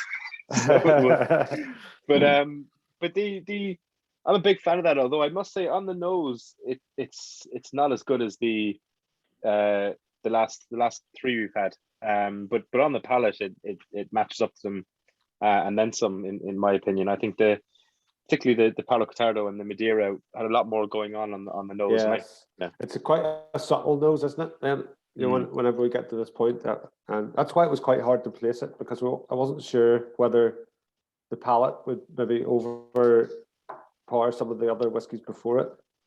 But yeah, it's a difficult one to place. We might have put that a little bit earlier. But, it's sort of funny that for a sherry that's so sweet, it almost behaves like, the nose is quite dry on it, and because it's quite dry, it's quite closed, and you're not getting that juiciness through the nose that you might get from the others, which is probably in some ways contrary to what you might think would happen, but that's really what happens, and PX crafts tend to be spicier. There tends to be more spice due to the oak that's used, so, and again, that can, that can calm the nose down. Could you maybe tell us, Jarlath, about, or Graham, either one of you, about where you how and where you source the casks, particularly the sherry casks? Where we source our cask from is something we don't talk about, unfortunately. No, fair enough. There's not much we don't talk about, but we work with 1/2 suppliers that we've worked with effectively from the start. They will, they work with us. They know the quality of cask at Dunville's that we expect, and they'll select those, through partnership. They know what we're looking for. They know that not every cask that they get by any stretch is a Dunville's cask, but when they get them in, they call us and say that we've got casks that are that you're interested in. It's a partnership that we've had since 2013-14, I'm guessing, and it works very well. And it works well because there's a bar set, and we don't go below that bar, and there's an understanding there. Yeah, well, I suppose I was less asking. I mean, obviously some distilleries, I'm not criticizing you for this, are very much, this is the person we go through. We go through this chap in Spain, or we go through Speyside Cooperage, or we go through X, Y, and Z. But the I suppose, in the sense that there's a lot more, and I've been impressed recently, particularly since lockdown started, about people are much more open to talking about cask provenance, in the sense that obviously you've got a Palo Cortado, a Pedro Jimenez, and an Oloroso here, and obviously the majority of casks that are used in Irish Scotch whiskey are European oak seasoned casks, rather than actual Solero casks used for sherry production, which is one of the reasons why, go back to our earlier point about, back when Dunville's 10 came out and how unique it was to see a PX cask. It's also because bodegas weren't seasoning casks like that with that type of sherry for whiskey production. They were, but not obviously in the same quantity, because people had a certain idea of what a sherry cask profile was for a whiskey. So obviously you've had straight away off the bat a big variety in the type of cask seasonings you have. Is there anything else apart from what you literally just told us about the quality of your cask that within that you can kind of tease out for us about your ability and your thoughts around different sherry cask type finishes and Well, I mean, no, what I would say is that with Dunville, and especially with the FIOR on the Three Crowns, which is the two traditional Dunvilles, we very much want to keep that old world Irish whiskey, sort of pre-World War II. We want to keep that traditional Irish whiskey cask, traditional whiskey cask, which is your sherries, your fortified wines, your red wines, your ports, your rums. There was obviously rum cask coming in the Corks in the Caribbean. There was fortified wine cask coming across from Portugal and Spain and France, and there was wine cask coming across. So because and again, it's what Graham, myself, and Stephen like drinking. We just, so Glen Donert, Glen Fartras, Macallan, whatever, I mean, it's middle, in a way, it's middle ground. Irish whiskey is opened up in a way that Scotch whiskey isn't, with the use of different woods and not just oak and everything else. And there's a place for all that. And there's a place for, and it's great that Irish whiskey can become so diversified and go in different directions. But there's also a place for somebody just holding on to that centre ground of the old-fashioned fortified wine finishes and doing it very, very well. In truth, it's what Redbreast do. People will talk about Redbreast, and the first thing they'll talk about is the pot still, and whether it's trad pot or new pot or whatever pot, all these things. Sort of miss the point that Redbreast just use fortified wine and sherry cask. They don't use anything else. They just stick to the same cask as Glendronach and Macallan. They hold up what I would call not the centre ground, but the high ground. Maybe it's a better word, And we want to establish Dunvilles, especially in the Three Crowns and Fior, very much in that. It'll be it's single malt, but it's the same vein. It's, if you buy Dunvilles, you're going to get a long maturation and a really good traditional craft. Be that rum with the Port Morant, 41-year-old rum cask, or be that with the sherries or the fortified wines or the ports or whatever, but it'll be, if it was done 120 years ago when Dunvilles was on its heyday, it'll be done again. Then with the 1808, what we have is a modern Dunville. So with the 1808, we can take 1808, which is a new Dunville completely. We can take 1808 in all those modern directions, that the technophile has opened up to us, and all those experimental finishes. We will play with 1808 in that playground, but with the single malts and the Fiors, and even the Three Crowns, which is the traditional blend. For anybody that had the Three Crowns in their barks tonight, we want to, we just, like, somebody has to be the Glenfarclas or Glendronach of Ireland, and if it's going to be Dunvilles, we'd be absolutely absolutely delighted to be mentioned in that. And that's our 25-year, as we said, put Dunvilles back at the top table of world whiskey. And you asked about a USP, I suppose at the very start, and if there is a USP, that's probably what it is. My 1808 gives us a different field to play in, but with Three Crowns and with the Fiors, and again, that's what I like, and that's what Graham, and that's what we like, that's what we enjoy, that's what we know. And like I say, if a lot of other distilleries are, going and experimenting and exploring with the wider reaches of Irish whiskey and the further horizons, we'd be happy with Dunvilles just to hold that higher centre ground and do it really, really well. Yeah. And if it becomes synonymous with very high end, sherry, port, whatever finishes, that's no compromise, and people know that whenever they see a Dunvilles and a red or green label, that's what they're getting. That's what you try and do. Yeah, it's an incredibly laudable USP in terms of your Dunvilles as an overall brand. So my question about USP earlier was more specifically to the blend in that price point rather than Dunvilles as a brand. But there's some great comments from the chat. I don't want to ignore wonderful people who are listening in. So Rupert says hints of wood on the nose for me, and Peter and Petra say our number one is Paulo Cortado. It's a great one. Max Next is of the 19-year-olds for me, obviously including the Oloroso that we discussed was an 18-year-old. Of the 19-year-olds for me, Madeira, then PX, then close third Oloroso, but all very nice, very nice. Joe says, I'm based in California. I see the 1808 and the Three Crowns in stores here. What are your plans for distributing the 10/12-year-old PX? These great 19-year-old bottles to the US. Yeah, the 10-year-old will go out to the US, hopefully be there in and around March. And we very much, we have stock of 18, 19, 20-year-olds set aside for America.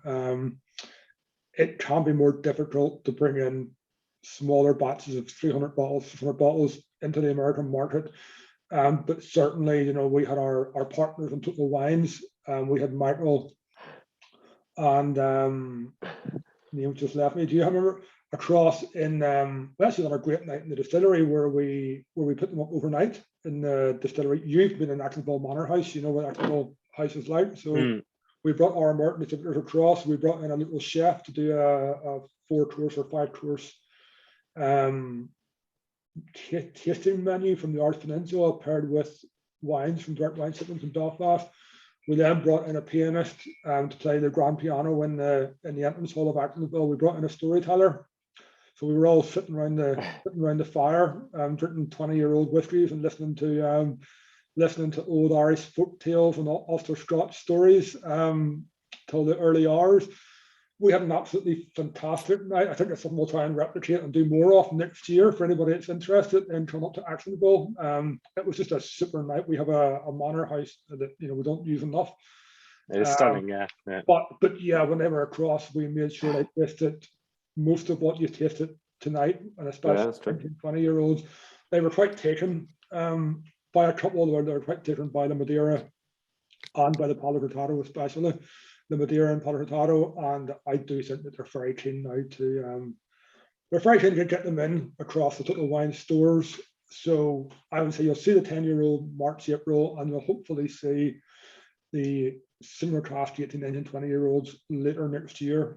And if they want somebody to go across and sell them for 3 or 4 weeks, I think we've all volunteered. Well, it's difficult. I imagine. I'm literally speculating here for I mean this in the greatest respect for the kind of smaller brands in terms of your production, that you could easily have your entire allocation swallowed up by markets all over the world, but then you haven't progressed your brand at all. You need to kind of put down firm roots before you go and do that. A lot of brands that I talk to, and I won't name names, but across the 40 something Irish distilleries we have now are like, oh well, I've just released 5,000 of these bottles, and straight away I could have them all go to America, but then that's it, they're gone, and then what do I have? And I'm not building a brand, and whereas you need to make sure that it's in the right hands and that it's out there out front. Or am I talking shite? That's the question. I guess in truth, that's a problem that we didn't have the luxury of having for 3 or 4 years. We weren't in enough markets. I firmly believe that for a long time we were very good at making whiskey, and actually in Shane on Mark very good at designing labels and packaging as well. Sales never got the attention that it needed. We had Suzanne and Claire in the distillery and Anne-Marie working very hard at that, but never really given the resource or the wherewithal or even the pricing to make an impact. We have really addressed that issue in the last year. I do think that we concentrated a lot, maybe not too much, but we didn't put nearly as much effort into selling our product and distributing our product as we did into making it. And now over the last year, we're putting more attention into actually opening new markets. So we're looking at China, South Africa, Russia, to Austria, to name but 4 that we're working on just at the minute. We've appointed high spirits, both in Ireland and now in mainland GB. As of really, mainland GB? That breaking news, is it? I probably shouldn't have mentioned that yet. Actually, just thinking. But anyway, no. Is that not on the press release for tomorrow? That will be tomorrow's news. But no, we appointed High Spirits Ireland late last year. We had a notion that that's what we wanted. That came across the line with George and Siobhan and everybody else. We're absolutely delighted to have them as partners. Once we had them in Ireland, it made sense to have them in the UK as well. We're absolutely over the moon to have them in the UK. Dunville didn't have distribution in mainland UK before. So it's the first time it has it across, widely available. So all these things will put more of a strain on your demand and will probably lead to having that luxury of that problem of having to allocate product to market. It wasn't really something that we, overly had that issue with before. And then the challenge is to try and start up and to try and fill more warehouses, to try and distill more, to try and buy in more mature and even new milk stock, and just make sure you have stock to meet that demand. And anybody who's trying to deal in the wholesale market with Irish whiskey knows that that is a very, very challenging thing to do. That there's very little whiskey available. Some that is available might not necessarily be in the right hands, and some of the prices you're being asked is astronomical. You know, you're being asked to pay full retail prices for wholesale liquid, which obviously does not make sense for anybody. Yeah. And you have to walk away from it. And I hope everybody else does. Otherwise, the price of Irish whiskey will go seriously north. And nobody really wants that. It is a challenge that we will get over, I believe, in 2 or 3 years. But I think for the next 2 or 3 years, that's going to be the problem with the likes of people like Dunville's who are looking to source and don't have supply contracts with maybe the bigger distilleries, and are always just looking for it in a more guerrilla fashion, you know, which is what we've always had to do. Yeah. And it is one of the major challenges, you know, and it's why we're moving from 10 to 12 to 10, and why, you know, things at 3 crowns were never really pushed because we didn't have to start off it. Now that we have these markets open, we have to start up, and again, that's why 1808 has come on board, because that's something that we can get more readily. And we were lucky that we brought the Matt Darcy's brand into our portfolio earlier this year, and with that came a parcel of mature stock, and we'll figure out, Graham, early next year where Matt Darcy's fits in our portfolio of brands that will now include Dunville's, Old Trumber, Matt Darcy's, and Ecklandville in due course. And are you still producing Feckin, are you? Feckin is still produced in some limited markets. Again, it's something that, since we worked in Dunville's, haven't got the love that it probably needs. The Feckin spice product, if anybody remembers it, which was one of the first spiced. It's a great product. It's a great product. Irish whiskey in the world that was like a Captain Morgan's made with, or a Morgan spice, or a Cedar Dry made with. It was a similar vanilla and spice profile. Absolutely phenomenal product. I mean, we sort of asked for that. We started emails daily from America saying, when you bring back Feckin spiced. So it's something that whenever we get time, we will go back and revisit. Again, it's figuring out, you know, our portfolio is getting larger, and Graham and it's trying to figure out what differentiates these products and which ones, you know, go into what markets, and et cetera, et cetera. So yeah, Dunville is our priority, more and more so now as the Ecklandville spirit gets nearer and nearer to release. That is becoming our priority, and that's a lot on its own. And then we bring in Old Trumber and Matt Darcy's Feckin's it's long finger stuff. I had a couple more questions for you, but I'm just conscious of the fact that we've lost a couple of people now, and the time we've gone on for. So if anyone does have any more questions, please get them in the chat. But in the meantime, even if you don't, we want to hear what you preferred out of what we've tasted so far. We always do a rank what we've tasted at the end of these. So please do let us know which was your favorite. I know a couple people already have said. I think Martina, who's gone from the chat, said that the Madeira was the favorite. Rupert asks, when is the distillery reopening for visitors?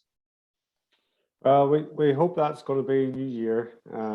Hopefully early in the New Year. Certainly not before Christmas. Yeah, we had planned to order September of this year. We were about 3 or 4 days from opening up with limited tours, and then the COVID rates in the peninsula went through the roof, and we had to take a last-minute call. Yeah, protecting our staff will always be our priority. You know, well, that's why when Graham said something before Christmas, I did that nervous laugh, because we're just like in this situation down here where you're like, are we going to be still open in 2 weeks' time? What's the crack? It's all crazy, getting a wee bit hairy and confusing again. You know. Certainly when we switched to the hand sanitizer last year, and we made an awful lot of that. We made maybe 500,000 litres of hand sanitizer. Ecklandville was supplying the whole NHS in Northern Ireland for 4 or 5 months. We were probably producing as much as Middleton. So we switched production completely for 3 or 4 or 5 months, and then after 4 or 5 months, switched back completely to whiskey and gin, you know. And even during that time, we were very, I mean, it was the protocols we had in place in our distillery, you know, that anybody that wasn't production didn't get into the still house for nearly a year. Was that? It was just, it was at like Shane, myself, Peter, just were not allowed in. You know, if you weren't production, you just didn't get in your production facility. So we have been very careful throughout. That was the right thing to do, and we're guiding to get back open, but it has to be right. But yeah, I would imagine March, April, we will be right back at it. Yeah. We've a few comments on the old preference. Mike says Madeira with Paolo Cotardo as a close second. Joe says my favorites are Madeira, Paolo Cotardo, Oloroso, then PX. Dave says almost impossible to choose. Also good, but maybe the Paolo Cotardo. Rupert says whiskey is an essential service, going back to what you were just saying there. Well said. I'm between Madeira and Paolo Cotardo, but all very good indeed. Then he says, Rupert says Paolo Cotardo was his favorite. Dave says got that hand sanitizer of yours from Dave in 1661. Hopefully won't be back there again. So that your hand sanitizer is now going to be selling on the Irish whiskey auctions for 300 euros a bottle. Well, no, I mean, I hope that no matter what your favorite was, our hope is that you see a very recognizable Dunville's DNA throughout every product you try, including the 1808. You know, but we worked very hard to try and establish Dunville's DNA, so as every Dunville's product, you know, is of that quality, but not just of that quality, is, you know, has those similar balances and, you know, similar, if not flavor profiles, you know, at least they're recognizably Dunville's in a DNA. And hopefully that comes through, no matter what your favorite is, you know, hopefully you see that. Everybody, thank you very much for joining us. I see even Thomas, are you in Germany, or where are you? Yeah, so thank you very much. Good to see some familiar faces again, including from Germany. No matter where, guys, thank you very much. We do appreciate your time. It went on for maybe half an hour longer than we thought, but some of those whiskies just need time to enjoy, you know, and an hour just wouldn't do them justice. So thank you very much for bearing with us, and I hope that you learned something from Dunville's. I hope that you enjoyed the whiskies, and yeah, thank you. No, it's been fantastic, John. Thank you, and Graham for joining us, and thank you everyone for listening in. And apologies about the 10-year-old PX 3 Crowns switcheroo, which is something I'll have to investigate tomorrow. Yeah, well, I tell you what, as it was, these were filled from Dublin, not from Clarny as they normally are, and there's 6 slots in the yoke. So maybe it's I don't know. It's bizarre. I'm blaming Stephen McGuinness for the whole thing anyway. Yeah, definitely. That sounds like a plan. But no, here before we go, look, thanks very much for having us. I mean, massive congrats for doing the Celtic Whiskey Fest. We all probably should be in Celtic or Whiskey Live this week. And you do miss seeing the faces. You miss the setup. You miss meeting the industry. You miss the pints in the palace and those afterwards. You know, you miss the whole thing. So to come across and do what you're doing with the quality of the tastings you're doing over the last week and next week, you know, some of the deconstructions and are absolutely fantastic. Nice to be part of it. But massive congrats to Ollie, yourself, and everybody involved in that. Because it does fill a void that, you know, this time of year we should all be, you know, meeting up and talking rubbish. 100%, yeah. No, it's not right that we're doing it this way. But if we can't do it in Dublin Castle, we'll do it online. It seems like a plan. Exactly. Although it's the RDS next year, Jarlath stuff. My God, that's Shane never needed to buy that big stand in the end. Now it's the RDS. Everyone can have a big stand. That big stand. I mean, it's one of the ways that we sort of track the history of Dunville's is looking at our reaction and how we received every year in Whiskey Live, you know, and we can sort of see, you know, every year we leave Whiskey Live and we have our wake, or we have our, you know, review and whatever you call it on the Monday or Tuesday morning, what we think, how that go. You know, we always hope to, and to date have seen that progression in the interest and enthusiasm with our stand, you know, and also the awareness, you know, when people are more aware of Dunville's now, and they weren't even 2-3 years ago. Yeah, You know, 100%. Yeah. And the more that we can put out, like the 10-year-old or these 18s, and you know the single cast releases, the cast rounds, etc., and even the the more. I mean, we're still young. We're still. I mean, all companies like us are still in their infancy, and I think that's to be remembered, especially whenever we're bringing distillates to market. I'm a big believer that the new distilleries, it will take new distilleries 25-30 years to level out onto their core distillate, you know, because the feedback time is 7 years sometimes. Mm-hmm. You distill a malt, and 7 years later you get feedback on it, you know, and then you go back and change something, and 7 years later, you know, I mean, you know, so the likes of Bushmills and Middleton and Glenfarclas's and Glenmorangies and Macallans of this world, you know, have been doing this for 250 years, you know, they're pretty much settled. But the likes of, you know, Dingles and Actonvilles and Short Crosses and whoever else, you know, it's you know, we're lucky that we'll see that journey, but it's going to take all, you know, you're going to see, you know, and you're going to see a lot of variation in the Irish whiskey market. You're going to see a lot of change, even in those distilleries' core products for 20-30 years, until they, I believe anyway, I could be wrong, but I believe until they stabilize, you know, just by the very nature of how long, you know, the feedback and reaction times are, you know. Yeah.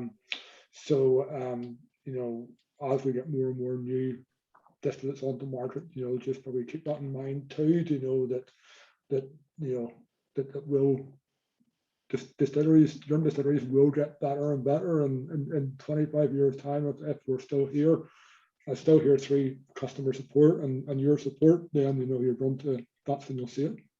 Mm-hmm. Hopefully, No, 100%. And hopefully we're all still here to enjoy it. well, that's what literally. I was going to say all of us on myself and our guests on the chat. You know, we wish you all the best. I'm sure, because we're a majority of us in the whiskey industry are big fans of what you're doing out there. So yeah, best of luck, and thank you so much for spending the time with us. Rupert Fuller says roll on March 2020 at the RDS, and 100%.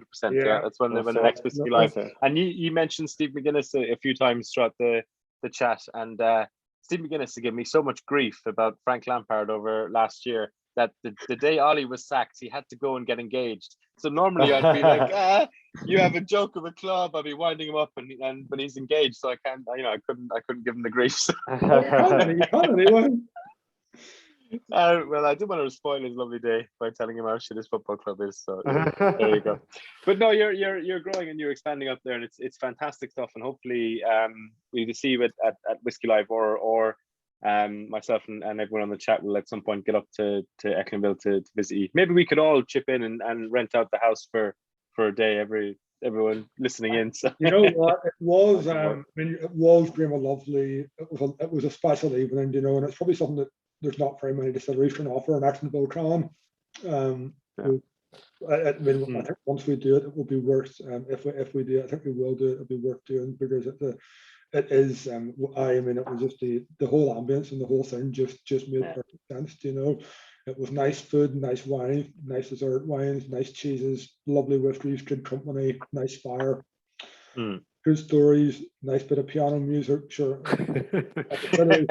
On a distillery tour, and then a nice breakfast the next morning. Sure, where can you go wrong? You know? Exactly. Yeah. Well, if anyone listening in, you should even Google that, the Ecklinville house. It is stunning, almost Victorian, Georgian. That's it there, Rupert. Yeah. There's Rupert has it there. Yeah. So the grand piano through the front porch. Very good. Yeah. Well, we better leave it. It's 10 o'clock, folks. We better leave it there. But thank you so much to everyone. Graham, Jarlath, and everyone else on the chat. Thank you so much. Thank you for your time. We'll talk soon. Cheers. Thank you. Bye.